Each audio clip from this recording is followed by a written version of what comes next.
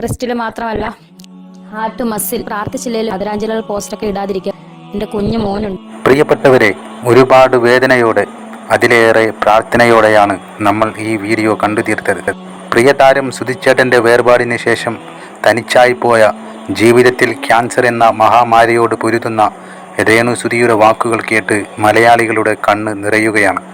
താൻ ജീവനോടെ ഇരിക്കുമ്പോൾ തന്നെ സോഷ്യൽ മീഡിയയിൽ ചിലർ പ്രചരിപ്പിച്ച വ്യാജ വാർത്തകൾക്കെതിരെ രേണു രംഗത്ത് വന്നിരിക്കുകയാണ്.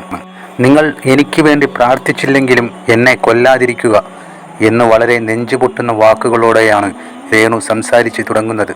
കഴിഞ്ഞ ദിവസങ്ങളിൽ സോഷ്യൽ മീഡിയയിൽ ചിലർ രേണുവിനെ ആദരാഞ്ജലികൾ അർപ്പിച്ചുകൊണ്ട് പോസ്റ്റുകൾ പങ്കുവച്ചിരുന്നു. തനിക്കൊരു കുഞ്ഞു മോനുണ്ടെന്നും അവനും തന്നെ സ്നേഹിക്കുന്നവർക്കും ഇത് കാണുമ്പോൾ ഉണ്ടാകുന്ന മാനസിക വിഷമം എത്രത്തോളമാണെന്ന് ദയവായി ചിന്തിക്കണമെന്നും രേണു അപേക്ഷിക്കുന്നു. മറ്റൊരു പ്രധാന കാര്യം, രേണുവിൻ്റെ അസുഖത്തിൻ്റെ പേര് പറഞ്ഞ് ചിലർ സോഷ്യൽ മീഡിയ വഴിയും അല്ലാതെയും പണപ്പിരിവ് നടത്തുന്നുണ്ട്. എന്നാൽ ഇത് തൻ്റെ അറിവോ സമ്മതത്തോടു കൂടിയോ അല്ലെന്ന് രേണു വ്യക്തമാക്കുന്നു. രോഗത്തിൻ്റെ പേരിൽ ആരും വഞ്ചിക്കപ്പെടരുത്. സഹായിക്കാൻ താല്പര്യമുള്ളവർ തൻ്റെ മാനേജറായ കരീഷ്മയെ മാത്രമേ ബന്ധപ്പെടാവൂ എന്നും രേണു ഓർമ്മിപ്പിക്കുന്നു. ക്യാൻസർ ബ്രസ്റ്റിൽ മാത്രമല്ല, ശരീരത്തിൻ്റെ മറ്റു ഭാഗങ്ങളിലേക്കും അത് പടർന്നിരിക്കുന്നു.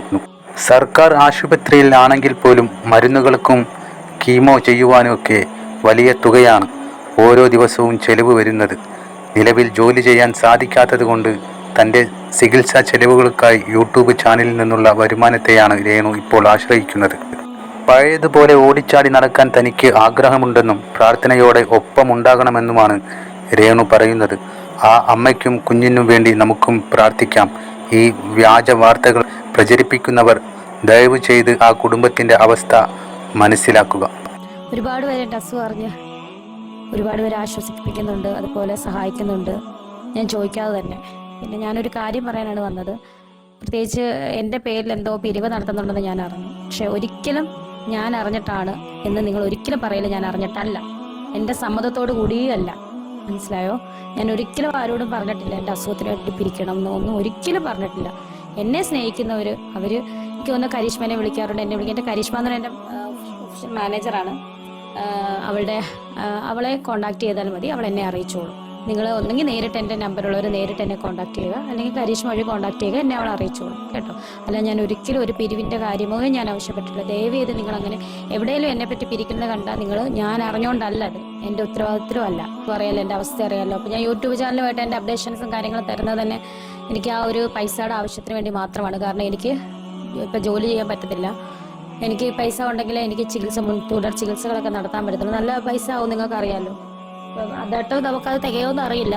ഒക്കെ വരുന്നത് സ്നേഹിതരായിട്ടും ഒക്കെ അവരുള്ള പോലെ എൻ്റെ കയ്യിൽ എന്തെങ്കിലും വെച്ച് തന്നിട്ട് മരുന്ന് മേടിക്കാൻ പറയുന്നുണ്ട്. അതൊക്കെ എൻ്റെ ലൈഫിലെ ഏറ്റവും വലിയ സന്തോഷമാണ്. പക്ഷേ ഞാൻ എങ്ങും പിരിവ് നടത്താൻ പറഞ്ഞിട്ടില്ല.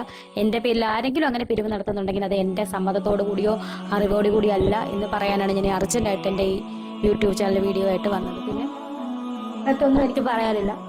നിങ്ങൾ പ്രാർത്ഥിക്കുക, എനിക്ക് മുന്നോട്ട് പോകാനുള്ള ധൈര്യത്തിന് വേണ്ടി പ്രാർത്ഥിക്കുക. വേറെ കൂടുതലായിട്ട് എനിക്കൊന്നും പറയാനില്ല. പിക്ക് ലൈനിൻ്റെ ഒരു വേദനയും കാര്യങ്ങളൊക്കെ ഉണ്ട്. അത് ഞാൻ മൂടിയിട്ടേക്കുവാണ്, ഡ്രസ്സ് ചെയ്യുന്നുണ്ട്. അതിൻ്റെ ഈ നമ്മൾ പറയുന്ന പോലെ മെഡിക്കൽ കോളേജിൽ ചിലവില്ലെന്നൊന്നും പറയില്ല, നല്ല ചിലവുണ്ട്.